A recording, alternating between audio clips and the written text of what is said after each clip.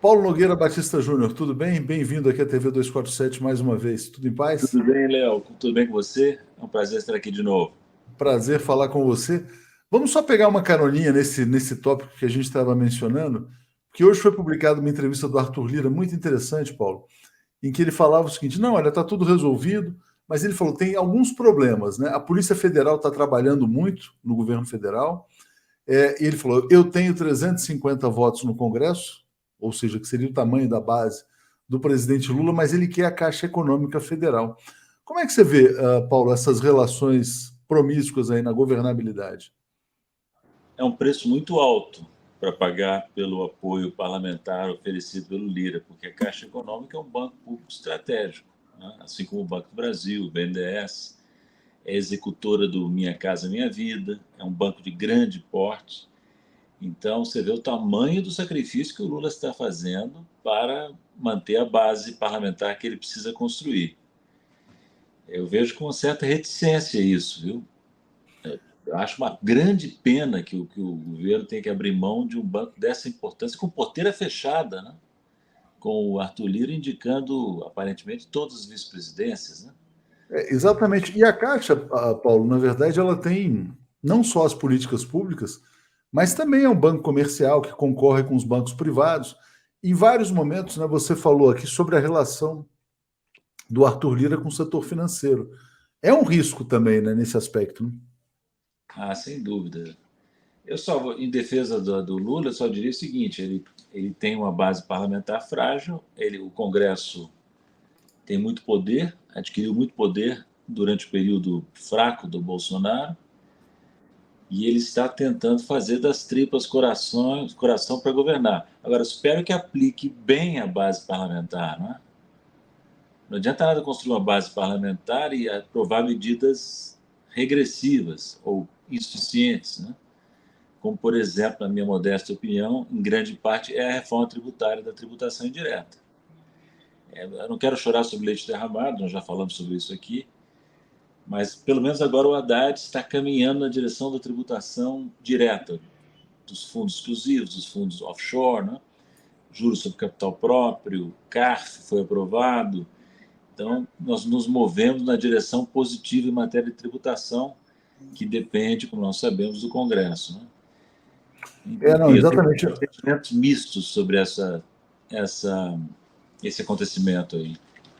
É óbvio, né, Paulo, que o governo precisa aprovar orçamento, várias coisas e tal, mas existe uma contradição, né? Porque à medida em que você confere poder a um Congresso que tem quer dizer, não é que tem um programa, mas é subordinado a forças econômicas que são contrárias ao programa do governo, você pode ficar você pode ficar empossado, né? Como existe aí uma expressão na economia também, né? Falamos muito sobre isso, né? O risco da turma do bufunfa, do mercado financeiro, dominar o governo. Né? Poderia ser, nós pensávamos muito na hipótese de dominar o governo via nomeação do ministro da Fazenda, algo que não ocorreu, porque o Lula colocou, como eu sempre queria, um político da confiança dele. Né? Você lembra que a gente falou sobre isso várias vezes? Claro. Então, a escolha do Haddad nesse sentido foi boa, mas a influência do capital financeiro vem por outras vias. Por exemplo, no Banco Central, por exemplo, agora via Arthur Lira na Caixa Econômica, né? Então, isso vai tolhendo o governo, né? O Banco Central é um caso escandaloso, né? Toda a diretoria, com exceção do Galípolo, ou é de funcionários de carreira inexpressivos ou é de gente nomeada no governo Bolsonaro e algum outro no governo Temer, né? Então, como fazer política econômica com a Caixa na mão do Centrão, com o Banco Central na mão da Faria Lima também, né?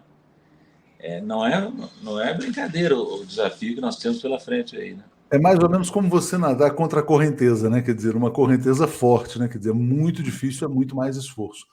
E o Joaquim Silvino fala assim: Léo, enquanto isso, na data prévia, greve nacional no governo PT, colocaram a polícia para intimidar trabalhadores. A gente tem recebido também muita reclamação dos servidores. E o Pedro Cândido fala: Paulo Nogueira é nossa luz sobre assuntos além da economia, também sobre geopolítica, e nos mostrou o quão gigante o Brasil é na luta por soberania. E aí eu entro no tema principal, Paulo, que eu queria te trazer hoje, que é, na verdade, a Assembleia Geral das Nações Unidas, com a abertura do Brasil, mas uma abertura do Brasil muito importante, porque é feita pelo Lula depois de tudo que aconteceu, né? Se a gente parar para pensar, golpe de Estado, prisão do Lula, prisão do Lula por forças, vamos dizer assim, do imperialismo mundial, e ele voltar nessa condição de abrir, eu tenho a sensação de que vai ser um discurso histórico, mas queria te ouvir sobre a sua expectativa. Eu também espero que seja. A expectativa é a mesma que você acaba de manifestar. Vamos ver como é que vai sair esse discurso, mas eu tenho expectativa muito positiva também. As pessoas têm uma má vontade com Lula, né? A mídia tem uma mídia corporativa tem uma má vontade. Então está falando que a ONU está esvaziada, que não foi que vários países importantes não foram, mas a maioria está lá. Está lá para ouvir o presidente brasileiro abrir os trabalhos, né? E eu tenho certeza que ele é. Nós já falamos tanto sobre isso, né, Léo? Muito antes da eleição, eu tenho certeza que o Lula é visto como uma liderança internacional expressiva, não só no chamado Sul Global, mas também nos Estados Unidos e na Europa, por causa do vácuo de lideranças que existe lá, né? Não preciso nem dar exemplos, eu não quero ser indelicado, mas veja o presidente americano, o Biden, né? Está num estado muito ruim de saúde, é visível isso, né? E então, lá na Europa você tem o primeiro-ministro inexpressivo da Inglaterra, um presidente fraco na França, um primeiro-ministro fraco na Alemanha, uma primeira-ministra de extrema direita na Itália. Então você tem um vácuo tremendo no mundo ocidental. E no sul global, o Lula é o único que tem interlocutor com todo quanto é lado. Ele fala com a China, fala com a Rússia, fala com os Estados Unidos, fala com a Europa, fala com a África, entende? Isso é um valor que os brasileiros precisam se dar conta de que existe. Não, interessante, e nele não cabe o carimbo do autocrata também, né? Porque é muito comum se criticar a China, a Rússia, porque são autocracias, mesmo a Índia, né? Que tem vários problemas aí de natureza da É, qualidade da democracia. O é, Brasil não pode ser acusado disso. exatamente, exatamente. Você pode falar isso da Nicarágua, pode falar da Venezuela, pode falar de Cuba, mas é muito difícil pregar esse rótulo no Lula, o que o torna ainda mais forte, né? Uhum. E ele tem se equilibrado bem, por exemplo, ele não pode abandonar Cuba, não pode abandonar a Venezuela, não pode abandonar a Nicarágua. São questões geopolíticas, não apenas de regime político e de direitos humanos, entende? Então, quando há um confronto entre Nicarágua e Estados Unidos, não vamos ficar do lado dos Estados Unidos em defesa dos direitos humanos, vamos entender a posição nicaragüense também. Mesma coisa com Cuba, mesma coisa com Venezuela. Então, o Lula está se equilibrando bem nesse mundo tão polarizado, né? Nesse sentido, Paulo, nesse papel que o Lula desempenha no mundo, a gente já falou em várias ocasiões também sobre o comportamento da imprensa, né? Muita gente nessa mídia começou a dizer: o Brasil se apequenou e tal, essa cúpula esvaziada, o G77 mais China em Havana, poderia estar tendo uma pressão muito grande para que o Lula se encontrasse com o Zelensky, o que de fato vai acontecer na quarta-feira. Como é que você vê o comportamento da imprensa que sempre ataca a política externa quando o Brasil começa a se afirmar? A Glaze disse bem, né? Num Uhum, tweet que ela fez. O jornal Globo é um jornal que tem um comportamento vira-lata ao uhum. tratar desse tema. Ele não, é aquela velha história, não percebe o tamanho do Brasil, o tamanho do Lula e o tamanho do Brasil. É o que acontece desde sempre, desde os tempos da UDN, desde os tempos do Carlos Lacerda, passando pelo Fernando Henrique, pelo PSDB, e agora desembocando nisso, nessa busca por uma terceira via, que não existe politicamente, porque nós temos duas vias: a extrema-direita fascista e o lulismo. Mas, Paulo, você não acha que seria uma coisa um pouco diferente, assim, no sentido em que a imprensa sabe qual é o tamanho do Lula, sabe qual é o tamanho potencial do Brasil e trabalha justamente para que o Brasil seja mantido pequeno? Será que ela não tem uma função de apequenar o Brasil? Ah, tem, sem dúvida. Eu não tenho dúvida. Como disse, volto a citar a Glaze deixou isso bem claro. É uma mídia, uma classe dirigente brasileira que, em parte, não vamos também dizer que é tudo, né? Em parte, ela está alinhada buscando um ninho, um nicho no projeto americano. Nós não temos que buscar nicho em projeto nenhum, nem no americano, nem no chinês, nem no russo. Nós temos que ser não alinhados, né? O Brasil não cabe no quintal de ninguém, quando eu digo isso, não cabe no quintal da China também. Não cabe no quintal dos Estados Unidos e da China, né? Então, por isso que nós comentamos na outra vez, né? que não foi tão bem sucedida a cúpula de Joanesburgo, né? E o Mauro tentou defender isso, o Mauro Vieira, ministro, num artigo para a Folha, com bons argumentos, mas, de novo, não quero chorar sobre leite derramado, mas melhor teria sido preservar o papel do Brasil como um de 5 e não um de 11. Um 11 que, se os 6 aceitarem o convite, né, entrariam 11 países, os BRICS aumentariam de 5 para 11 e há perspectiva de aumentar mais. Então, bom, de novo, deixa para lá, que já aconteceu, não adianta ficar batendo nesse bumbo. Agora é administrar os danos, é tentar gerir da melhor maneira possível essa ampliação dos BRICS. Né? Não, com certeza.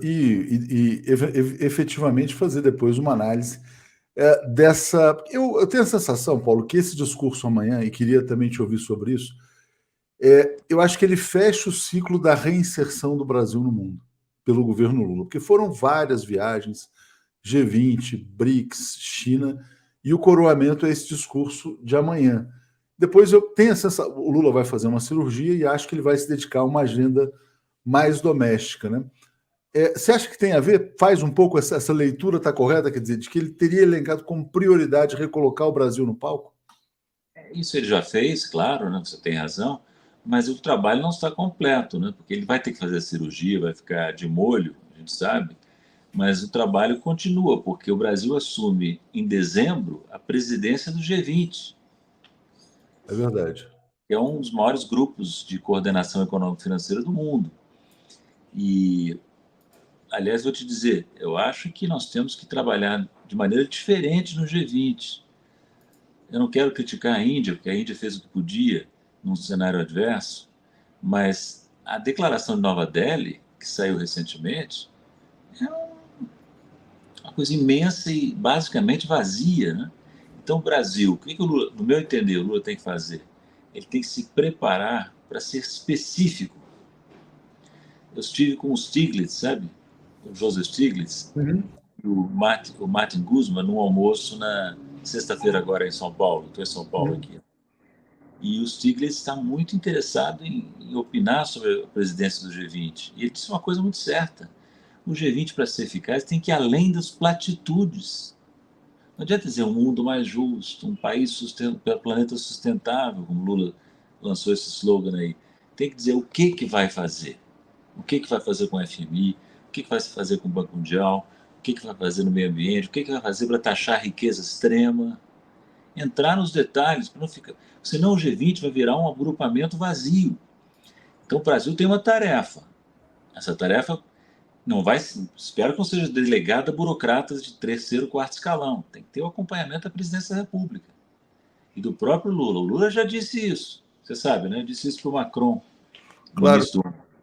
Não, interessante entrar nessa agenda do G20 e quando você fala sobre taxar as grandes fortunas, outro dia eu estava vendo um tweet do Joe Biden propondo exatamente a mesma coisa, dizendo chegou a hora de taxar os grandes bilionários. E o Lula e o Biden vão ter uma agenda na quarta-feira em que vão fazer uma discussão sobre a valorização dos sindicatos, do trabalho decente e tal. A sensação que eu tenho é que o próprio Partido Democrata dos Estados Unidos tenta tirar uma casquinha também no prestígio internacional do Lula. E essa agenda também é muito importante. Então, eu queria que você falasse um pouco mais sobre como é que o Brasil e os Estados Unidos podem criar uma relação produtiva a partir dessa viagem. Você sabe a minha opinião, né? O Brasil não deve se contrapor gratuitamente aos Estados Unidos. Se há pontos em comum, uma agenda trabalhista, vamos trabalhar esses pontos em comum. Não cabe ao Brasil ficar em confrontação com o Ocidente. Nós não estamos na posição da China e da Rússia. Não é? Não temos que comprar essas brigas como nossas. Então, se há uma... Agora, por outro lado, viu, Léo? Tem certas coisas que o Brasil não pode deixar de adotar uma postura que desagrada os Estados Unidos. Por exemplo, Cuba. Cuba não gosta. Os Estados Unidos não gostam, perseguem Cuba, inclusive no governo Biden. Nós não podemos concordar com isso. E o Lula não vai concordar com isso. Entende? Outro exemplo, a questão do Snowden, do Julian Assange. Julian Assange. O Lula deve falar sobre isso nas Nações Unidas. Eu espero que fale, porque é uma coisa assintosa de perseguição, entende? Vai desagradar os Estados Unidos? Vai, mas aí é uma coisa básica, entende? Mesma coisa com o dólar. Nós não estamos contentes, no sul global, com a maneira como os Estados Unidos administram o sistema monetário internacional. Vai incomodar os americanos se o Lula falar nisso? Vai. Mas aí é um incômodo que nós temos que produzir, que se trata de mudar realmente as coisas no mundo, entende? Agora, gratuitamente, não, vai ficar xingando os Estados Unidos, nem hostilizando o Biden. Tem que procurar caminhos comuns com o Biden que existem. A agenda doméstica do Biden é muito parecida com a que nós queremos aplicar aqui, desde o início, a agenda doméstica dele, que é keynesiana, rooseveltiana, entende? Então, nós temos pontos em comum com os Estados Unidos que devem ser explorados. Você deu o exemplo dessa viagem, que é a questão trabalhista, né? Que é muito importante para os dois, né? Exatamente.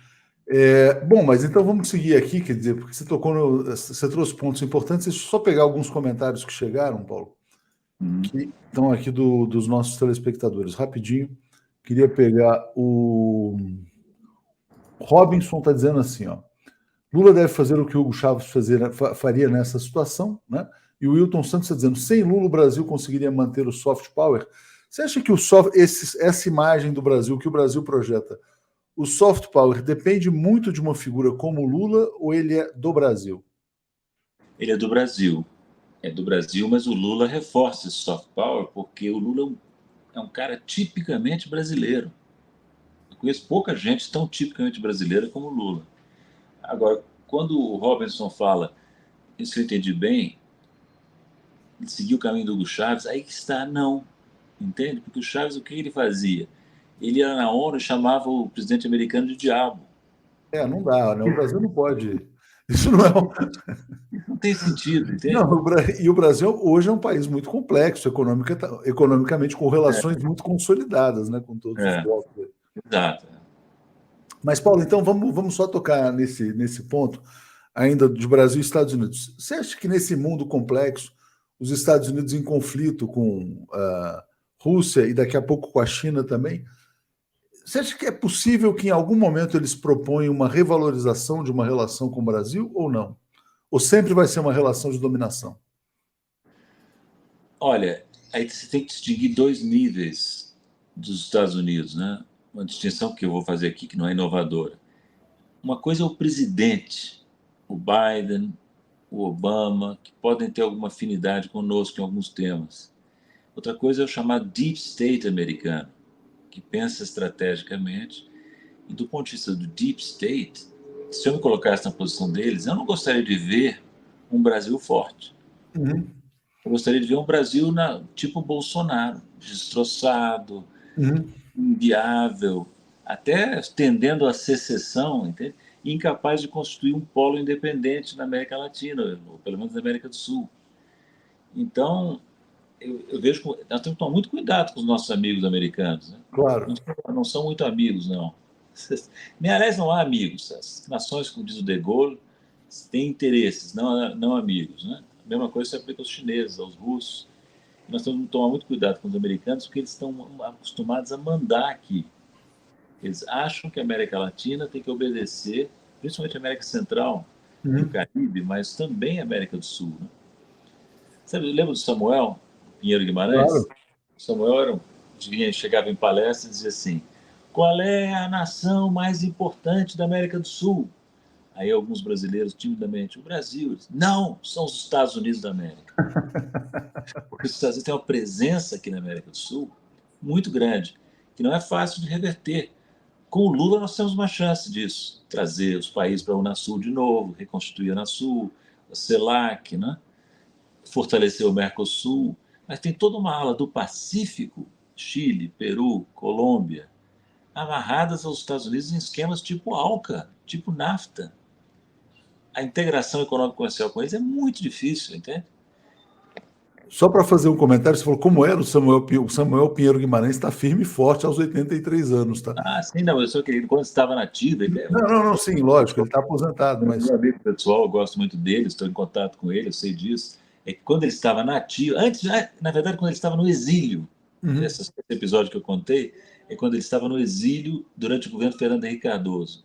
E era um crítico ativo da política Como é que era o nome do ministro das Relações Exteriores Era o Laffer. Celso Laffer, um dos piores ministros das Relações Exteriores que nós já tivemos. A imagem que ficou é de tirar os sapatos para entrar, para passar na inspeção e entrar nos Estados Unidos. Isso é de menos, né? Isso é de É, menos. O problema eram as concessões que ele fazia em termos estratégicos, né? Por exemplo, abandonando o Bustani na questão do Iraque, entende? Por que, aliás, exemplo. nos deu uma entrevista fantástica semana passada, Não falando sou. sobre a urgência da reforma do Conselho de Segurança. Isso. Não, o Samuel era o maior crítico da ALCA, o maior crítico do tratamento que o Bustani recebeu, uma voz independente. Depois chegou ao governo junto com o Lula, foi secretário-geral e foi ministro também do Lula e até da Dilma, em parte, né? Você acredita, Paulo? Assim, quer dizer, é interessante, né? Você fala assim, olha, os Estados Unidos talvez desejassem um Brasil destroçado, que era o Brasil Temer-Bolsonaro, né? Só que aí houve essa circunstância, esse fator Trump, o Capitólio nos Estados Unidos, o medo dessa, vamos dizer assim, internacional fascista, e criou-se um espaço no governo Biden. Quer dizer, o governo Biden efetivamente chancelou a eleição do presidente Lula. E talvez eles. E no começo, várias dessas vozes ali que falam pelo Império, né? E tem porta-vozes aí conhecidos, começaram a dizer: poxa, nos enganamos, o Lula é um anti-americano. E o Lula não é um anti-americano, na verdade, o Lula é um pró-Brasil, vamos dizer assim. Mas você diria que a situação internacional, no meio desse conflito, Ucrânia, Rússia, China, tal, criou um espaço para um Brasil mais forte, ou a gente está vivendo um sonho de uma noite de verão? Há um espaço para o Brasil mais forte, que é o resultado de três coisas: do tamanho objetivo do Brasil, da liderança do Lula e do vácuo de lideranças no mundo, especialmente no mundo ocidental, né? Porque no mundo oriental você tem líderes fortes, o Putin, o Xi Jinping, o Modi, mas aqui na América e na Europa, você não tem, na Europa Ocidental e Central. Então aqui vem o Lula, que é como você disse muito bem, é um democrata, conversa com todo mundo, pode ser uma liderança. Eu detesto essa palavra liderança, viu? Eu acho que é uma pílula venenosa que os americanos tentam nos passar. Nós vamos cooperar com os nossos vizinhos, sabe? Cooperar com a África, cooperar com a América Latina, com a América do Sul, sem ter a pretensão de ditar regra para ninguém, inclusive não na política. É muito importante o Brasil não querer se meter a dizer quem deve governar a Venezuela, quem deve governar a Nicarágua, quem deve governar o Equador.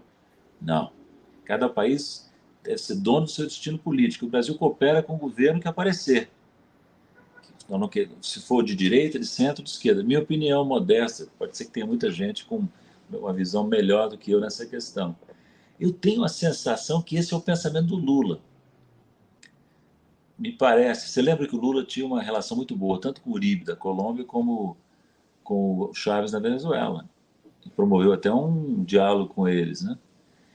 Entre eles. Então, eu acho que esse é o caminho, viu? O Brasil não deve ter pretensões de liderar ninguém, evitar sempre essa palavra. Se nos chamarem a opinar, nós vamos. Vamos tentar ajudar. A posição do Brasil tem que ser de ajudar, sempre que possível, sabe? Ajudar a África, ajudar a América Latina, ajudar os BRICS, né? Nos BRICS é um pouquinho diferente, porque ele tem um peso pesado que tenta se impor a nós, que é a China. Então tem que tomar um certo cuidado, né? Então nós temos que ali preservar o nosso espaço de manobra dialogando bem com os chineses, coisa que nem sempre acontece. Claro. Paulo, olha só, esse tema é fascinante. Eu ia entrar já na discussão econômica. Hoje o governo brasileiro revisou o PIB projetado de 2023 de 2,5 para 3,2, né? Em todo o discurso liberal, os economistas eles falam muito: o Brasil tem que crescer dentro do seu PIB potencial, não pode ir além disso. Mas antes de falar do PIB potencial brasileiro e desse crescimento, eu queria te perguntar se, por exemplo, um Brasil forte, como você acaba de mencionar, um Brasil mais soberano, por esses três motivos, ele amplia o seu PIB potencial, para usar essa expressão.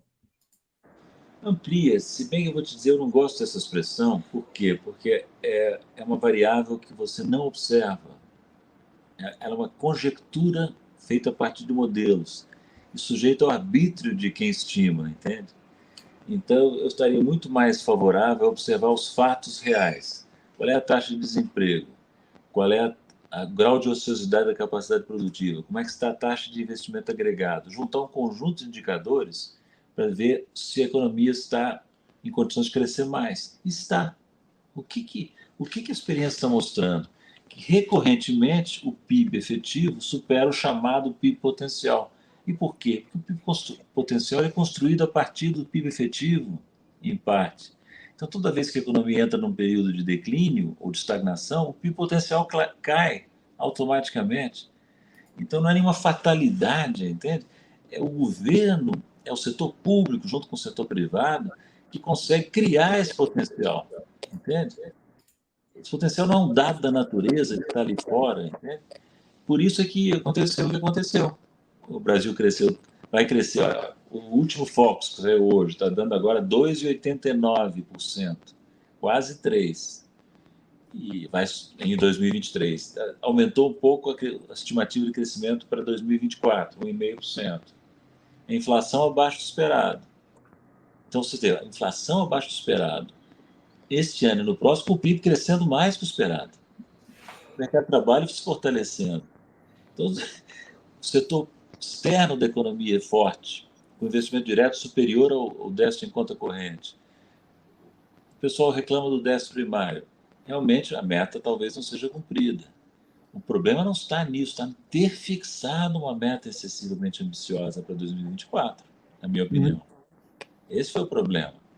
Não vai acontecer nada com o Brasil, objetivamente falando, se o déficit for 0,5% ou 1% primário. Veja o seguinte, Léo, eu até guardei os dados para falar aqui. Qual é o déficit total do setor público brasileiro consolidado? 7% nesse ano, 7% do PIB no próximo. É o quê? É uma carga de juros da dívida pública de 6%, 7%. Esse é o verdadeiro risco fiscal, entende? O risco fiscal é o Banco Central, é só baixar a taxa de juros, né? Quer dizer, uma taxa de juros compatível com essa inflação em queda, né? Pois é. É um atraso de vida essa discussão desse jeito, sabe? Porque, não, eu volto a dizer, posso estar enganado, porque os economistas erram muito, eu inclusive, mas eu acredito que não precisava ter fixado uma meta tão ambiciosa de resultado primário para 2024, como o Haddad acabou fazendo.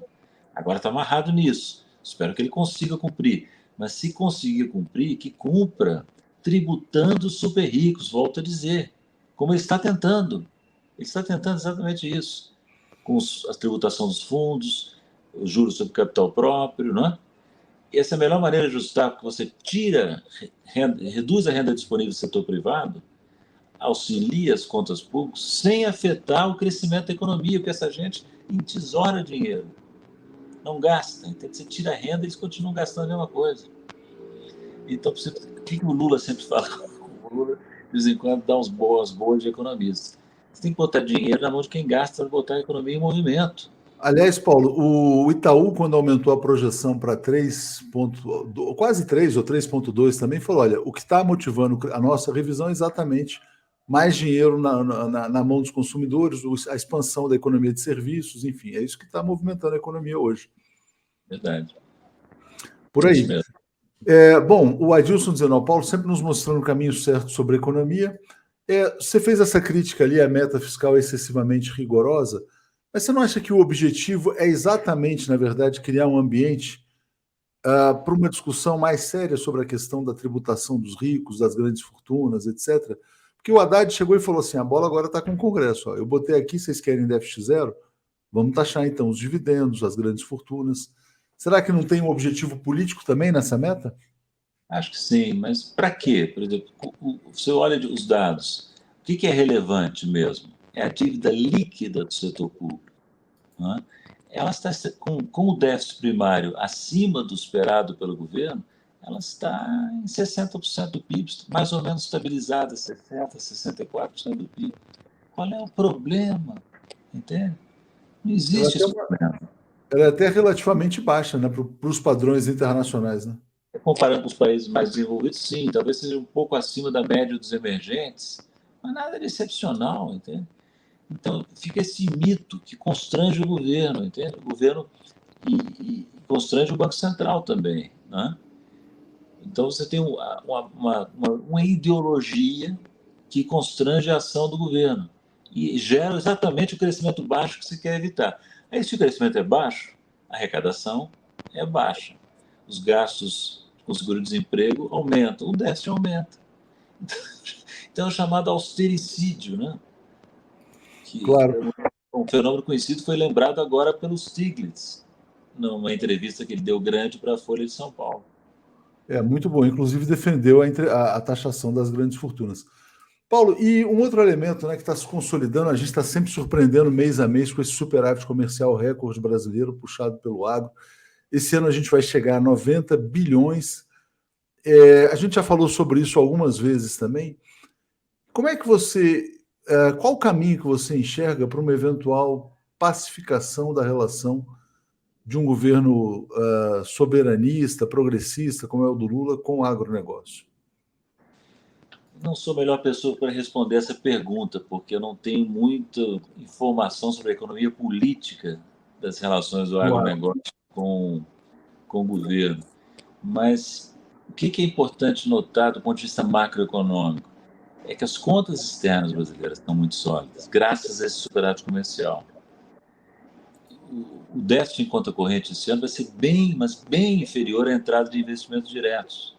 Então, é uma oportunidade para o Brasil recompor as suas reservas internacionais, que andaram caindo no governo Bolsonaro, e especialmente se você observa os indicadores relativos das reservas, né? Então, nós temos que tomar cuidado, que essas reservas são nossa garantia contra choques externos. É por isso que o Brasil não é Argentina, é por isso que o Brasil não é Turquia. Porque lá atrás, no governo Lula e Dilma, nós acumulamos reservas internacionais expressivas. Agora, o agronegócio está contribuindo? Sim. Agora, eu me pergunto se ele não poderia contribuir mais para a geração de receitas do governo, sabe? Porque recebe muito subsídio, a carga tributária sobre esse setor é baixa, criou-se no Brasil um mito, mais um mito, né? Que não se pode tributar a exportação. Quem é que disse isso? São as coisas que podem ter fundamento político, que não consegue ofender a bancada ruralista, mas não tem fundamento econômico, sabe?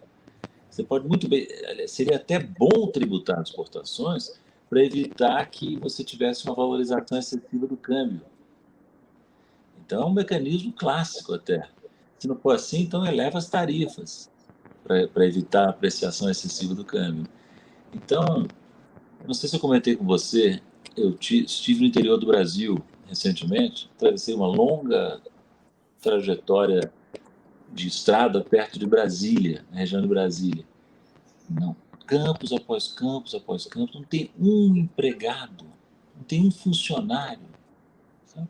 A geração de emprego é mínima, gera pouco emprego, pouca receita tributária, gera receita de exportação, o que é importante, mas sacrifica o setor industrial na dinâmica macroeconômica. Então, eu acho que a agro é uma beleza, o setor agropecuário brasileiro é muito competitivo, ninguém vai ser contra isso, mas não é nenhuma maravilha para todos os sentidos, né? Não é pó. A grande discussão vai ser encontrar um ponto de equilíbrio, né? Um ponto de equilíbrio em que você tenha a reindustrialização, a neoindustrialização, como eles estão falando, e esse desenvolvimento do agro.